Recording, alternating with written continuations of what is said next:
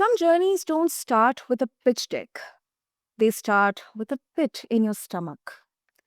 The audition that didn't land, the invoice that didn't clear.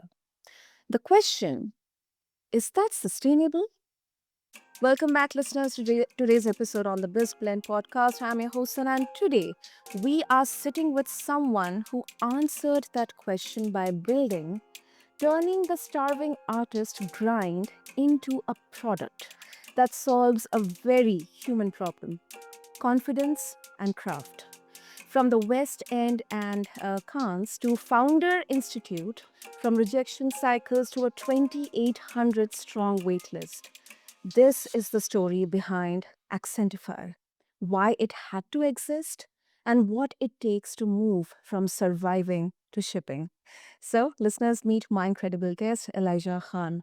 And Elijah, welcome to the show. And yes, let's get down to the conversation. I'm really excited. Thank you for having me here. I'm really excited. Okay. So, Elijah, before the brand and buzz, let's try to understand how exactly Accentify was born. Like, what exact pain made Accentify non-optional for you? Like, if you can describe the moment you realized no one else is fixing this, so I have to do it.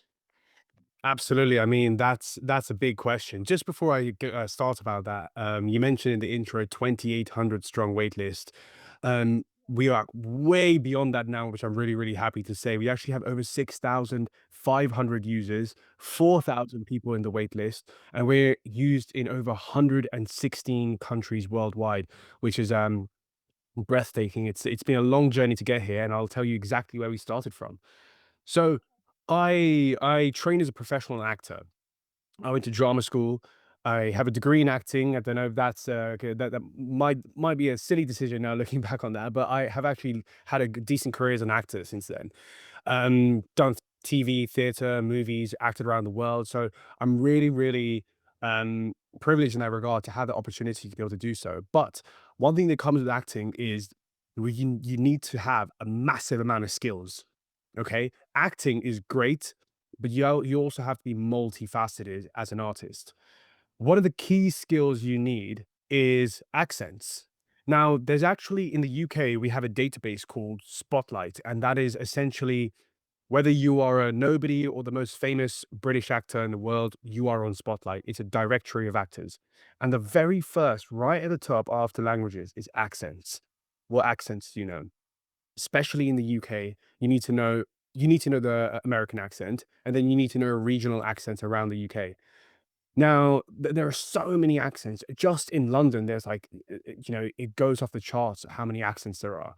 So keeping on top of this is really difficult. It's easy to do an impression when you're with some friends, but to do it at a professional level and to a really high degree and to win that audition when you're competing with thousands of others is stressful, it's hard, and it takes a lot of work.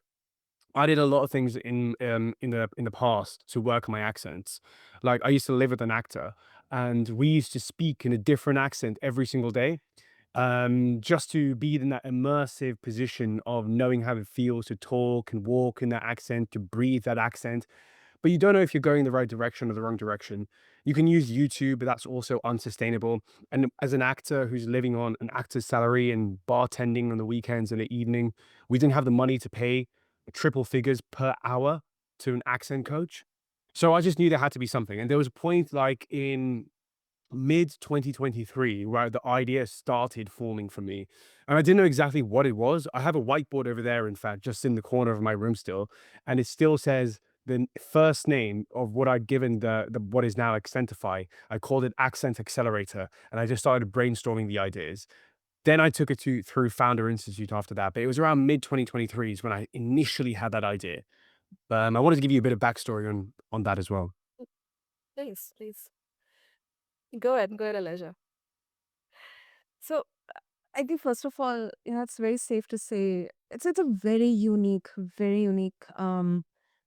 idea, very crucial pain point to identify. And I think, like personally, if I can say, um, we don't even realize the fact that when we see people on the stage, um, there is definitely a lot of homework done behind that craft, behind the techniques. It's kind of a misconception or an assumption that this is very easy to do. You just have to do something and that's it. You are going to grab your attention and that's it. You are done.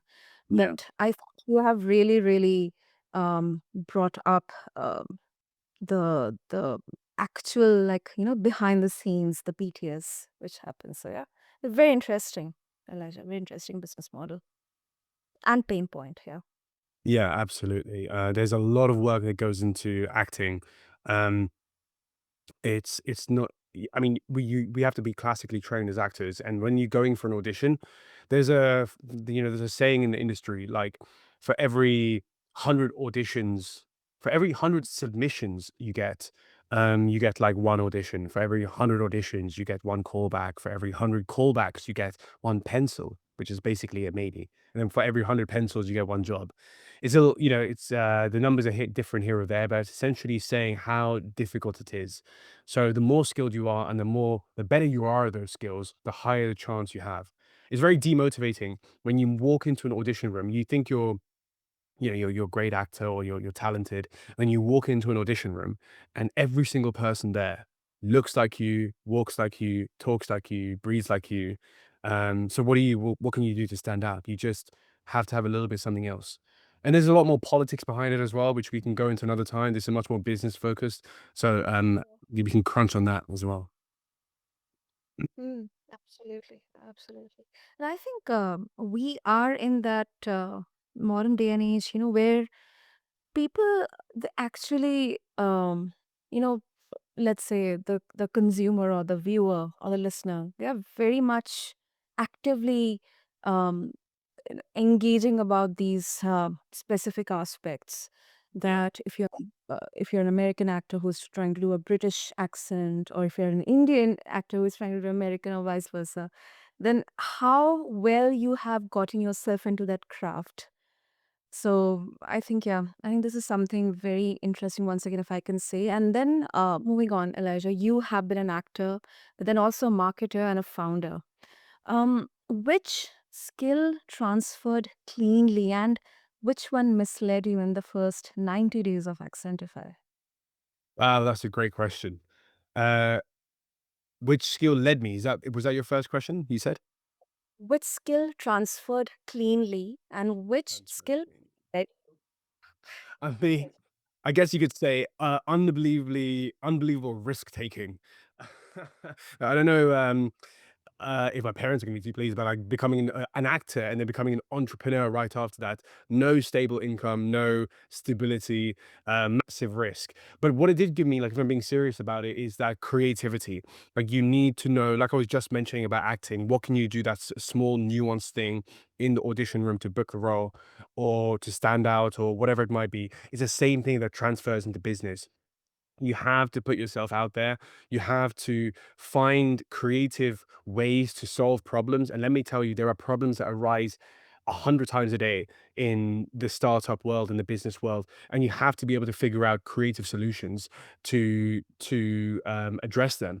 Um, Continuously, even from the marketing time as well, you would think things are just very straightforward. We're doing digital marketing and we are launching ad campaigns for clients, but there'll be a issue which comes up, for instance, in the back end of the Facebook Manager, which you've never seen before. You're the first person essentially to see it. How are you going to tackle that? Creativity is, I think, one of the number one skill sets you need that transfers from artistry to entrepreneurship. Um, it's so important. Then I'll say the one thing that misled me, that's a great question. Um, I would say there can be times, and this is something that happens with a lot of entrepreneurs, is complacency. Especially when you start to take off, you can start to get complacent. In the first 90 days, when you're building that momentum up, well, it was a little bit different for me because I actually was in a 9 to 5 before this, and I worked as a marketer, and I did a classic entrepreneurial grind of working in the afternoons on my lunch break, in the evening, in the mornings to build up my digital marketing agency. And by the time I had that, um, set up, I was and I quit my job during COVID. I had already had a stream of clients. So that 90 days was buffered by the fact I had a 9 to 5 at that time that was basically learning on the job. But what I'd say the key thing for anybody listening to this is don't get complacent. It's really easy to automate everything and just let like AI tools or specific email automations or whatever it might be do everything for you. Delegation and automation will crush your business realistically. And you'll hear a lot of gurus say that, the key to entrepreneurship, where everybody's getting in for, is so you can delegate everything and kind of only work 1 hour per week or 1 day per week or something. That is not the way to do it. You need to and this couples with maybe a secondary piece of advice, is you need to have a deep understanding of all aspects of the business, from sales to finance to marketing to copywriting to whatever else you're doing. You need to understand every single part of it deeply. Then when you come to delegation or automation, you have a direct involvement in all of that without stepping away too much. Do not step away too much, because and then you'll start asking yourself, why is my business not growing, or why is it stagnating, or even worse, why is it going down? And that is the reason you've delegated too much and you've automated too much of the business. Wow. Elijah, I must say that yes, uh, I have been doing so many conversations on this blend around, the leadership skills and delegation and automation and AI and all that stuff. But I think this particular aspect, I think it really, really um, pushes us to think from a very different perspective, especially when it comes to early stage founders or someone who's just starting. I think I'm absolutely agree with you, Elijah, because until unless a founder, um, an entrepreneur is not into those areas, those functions, those departments, whatever we can say, I think that level of understanding and communication while delegating, or even, putting another person in that particular position or place, it won't suffice. It won't um, give the expected outputs or the outcomes. That skill transfer, that understanding of, which are the problem, what is the problem statement, what are the pain points, where exactly this delegation, this delegating, or this automation will solve for me. So I think that's a very, very good point that you made. Yeah, absolutely. A world that does not exist where you are working an hour per week or 1 day per week. If you're getting into entrepreneurship for that, that just isn't realistic. You are going to be working more, essentially. What you get is the benefit of entrepreneurship is you can decide your own hours. You have far more freedom along it, that comes with it. You can, take that holiday without asking for leave if you really want to, and take however much you want. But you will be working. This is not a no work zone. So the more you delegate, the more you automate, the more you get complacent about things, the more your business will suffer. So keep it in mind.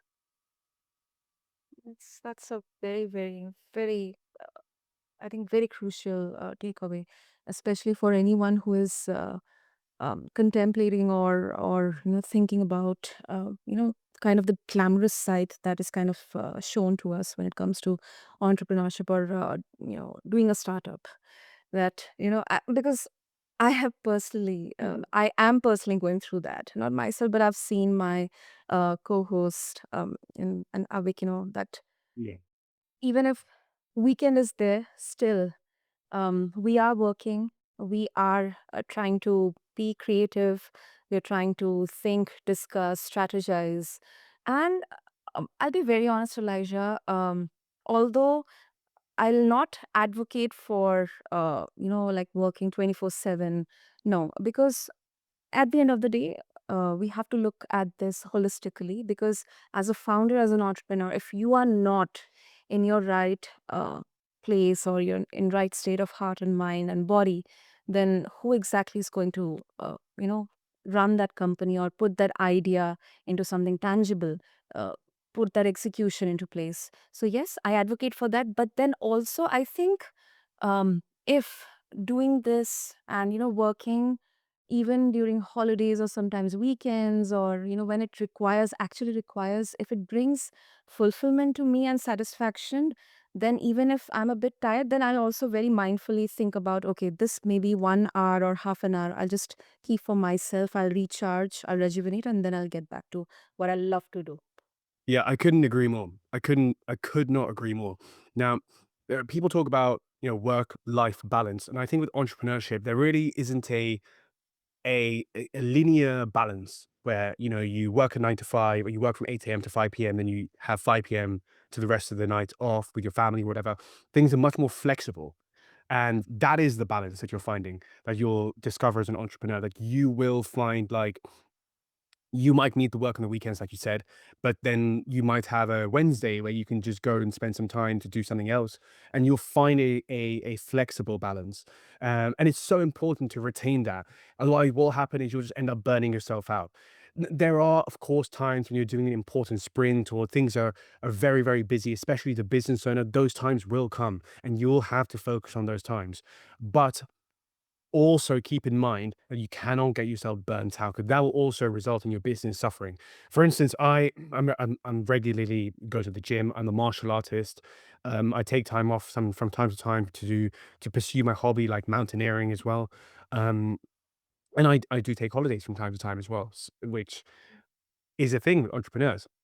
There's a massive social media mindset of grind, grind, grind, grind, grind, grind. That isn't realistic. You're going to burn yourself out. And all those people who are saying that are not following that lifestyle either. So find your own balance and keep your hobbies and keep your passions and whatever else is outside of work, and that will help your business grow. Definitely, definitely. Um, now, let's also try to understand the hard truth, like distribution and then to product. So, Elijah, what channel or relationship moved the needle for you the most? Like if you can be like very specific, like any particular channel. So we're going to talk about Accentify at the moment, my company at the moment. Yeah. About Accentify, yeah. Yeah. So funnily enough, so the main demographic realistically is graduate actors who are, they're coming out of drama school, 20, maybe a year younger, 19, to fresh alumni, 21 to 25, and then the professional actors. And the reason I have that specific age range is most people quit acting within the first 5 years, right? So we have a little bit of a wider age range of 20 to maybe 30, right? Of actors. Now we can talk about a complete separate demographic where which is related to voice AI, which is realistically what the app is building. But we can talk about that in a minute. You would think this demographic is you'd find them on Instagram and TikTok, but the thing which moved the needle the most was Facebook, which is interesting to say. So Facebook groups still exist and extremely powerful. The data does not lie. Most people are still on Facebook. Um, and there's a reason for this. Like, specific channels are used for specific things. Like, Instagram is a much more visual, entertainer based approach. But if you're trying to curate leads, that place is not going to be on things like Instagram and TikTok. Of course, you can do so, but it's much harder. And the ways you have to do it require more effort. Making creatives and regularly posting content, engaging with influencers, or creating UGC campaigns, whatever it might be. This is a lot more work than the results you're going to get for it. It might be higher quality, but it's going to be harder. And at the beginning, what moved the needle the most when we launched our waitlist and we started getting traction was Facebook groups, very specifically. Oh, mm. Yeah. I agree with you on this because this kind of has been an observation at our end as well, and so it's kind of a surprise observation that we came across that the groups, the engagement is still happening mostly on Facebook. So I think that's a very interesting insight. Yeah. Yeah, 100%. I think what I'd say is it is evolving slightly more. Like, that Reddit helped a lot as well at the time, but Reddit, you have to keep in mind, sentiment on Reddit is very aggressive. So keep that in mind. Facebook is much more neutral and open. There's different emotional, like, profiles on all these social media networks as well, and how people interact in all these channels. So when you're going and just putting your content out there, keep in mind that like the same person on Reddit could act differently on Facebook, could act differently on Instagram, and then Discord or somewhere else. That same person. There's an emotional profile that comes with all these channels. So keep that in mind when you're going out there and you're starting to get traction as well. Definitely. And let's say, Elijah, if one of this channel vanished tomorrow, um, what is your plan B that doesn't rely on platforms liking you? What would be our plan if those channels don't exist anymore? That's not going to be great for anybody in the world, really, considering how reliant people are on the internet and social media channels now. Has made life a whole lot easier. However, we are doing partnerships with worldwide drama schools, some of the best schools in the world, right? So you have Juilliard in America, you have RADA and Lambda in the UK, Guildhall, Guildford. There are so many different schools that we plan on partnering with. That's in our aims and our targets. And some of these conversations have started. As an actor myself and my co-founder is a professional accent coach, we have the industry realistically at our fingertips.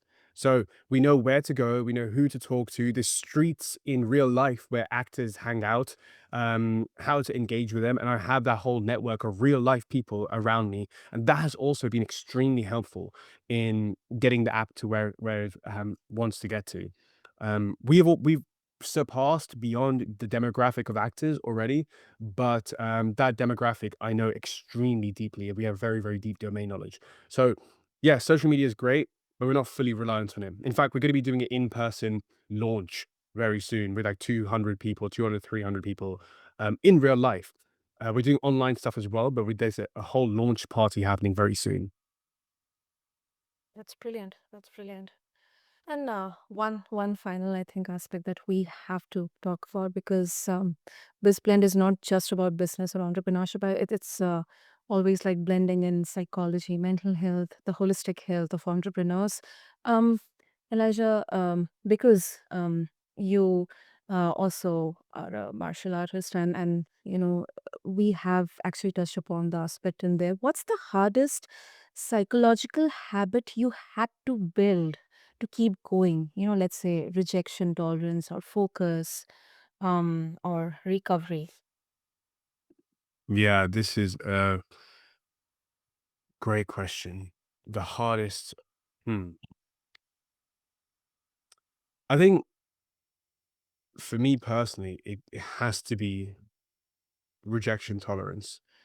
As an actor, we get rejected left, right, and center. Like I get more rejections in a month than people would get in 20 lifetimes of being alive. That's just the nature of being an actor. It's extremely cutthroat. And again, one massive reason why people quit. Entrepreneurship is not very different to that. When you're going for funding to angels or VCs, internally as well, when a rejection does not have to be simply somebody saying no to you. Rejection can be manifested in different ways. It could be a user canceling their subscription. It could be someone leaving you a bad review. It could be your app not or business not going where it wants to for the next month, you missing out on a KPI, all of these things. You have to be able to not have a breakdown all the time and all this stuff happens. Having a thick skin and understanding how to manage rejection in a healthy manner is extremely important. And that's been a core skill for me. I do agree with you, and that's what even I was thinking at the back of my mind. Because of the time constraint, we couldn't. But I think there's so many parallels here between acting, and entrepreneurship, and I think especially the rejection tolerance. And yes, it can be very daunting, very overwhelming. Uh, we have been through so many moments where we got some negative feedback, some very surprising questions, and moments of doubt and all. But yeah, I think sometimes it can be a really, really fun way to learn so much about yourself. Absolutely. I agree. And it's a key part in the growth process. And don't take rejection personally. It's usually never ever personal. And the people who do make it personal, they didn't have good intentions in the first place, and that's more of a reflection on the person they are. And again, I say this with a pinch of salt because it never is personal. There's always a reason behind it, which is not personal. So use it as a growth mechanism more than anything, and keep going. That's a very important advice. That's a very important advice, not only to entrepreneurs or to anyone out there who's listening to us. So Elijah, before we wrap up, if our listeners they would like to connect with you, and explore more about Accentify, what will be the best way? Yeah, to connect with me personally, the best place to go is on my Instagram. My Instagram handle is I am Elijah Khan, and that's spelled Elijah Khan is spelled Elijahkhan. I am Elijah Khan. And you can find out more about Accentify by going to our website, accentify.co.uk. That's Accentify, accentify.co.uk. We're also on the Play Store, we're on the App Store. Just search in Accentify and it will pop up and you can download the app and get learning. It's a free app, free to learn any accent in the world, Australian, English, American, Irish. We have an Indian accent course coming out as well. Um, we're going to have over 100 accent courses in time. So, yeah, check it out. That's awesome. I'm definitely going to do that. And listeners, I invite all of you to check out Accentify. And to make it easier for you, I'll have all the details and links in the show notes. So just refer to them along with Amazing. this episode on your favorite podcast platform. And if I can say, just to wrap up, kind of a summary here, I think we often glamorize the leap. And today we heard the ledger behind it, the costs you refuse to keep paying, the features you refuse to keep shipping, and the habits you refuse to abandon when it gets loud. So, listeners, all I can say, Accentify isn't just a tool, it's a decision to turn a personal friction into communal momentum. And if you are building from a bruise, good. That's where honesty lives. Until then, I'm Sana. This is BizBlend. Build bravely, measure honestly, and we'll see you in the next one. And Elijah, thank you so much. This was such an insightful conversation. Thank you so It much for was having me. Thank you. It's been amazing.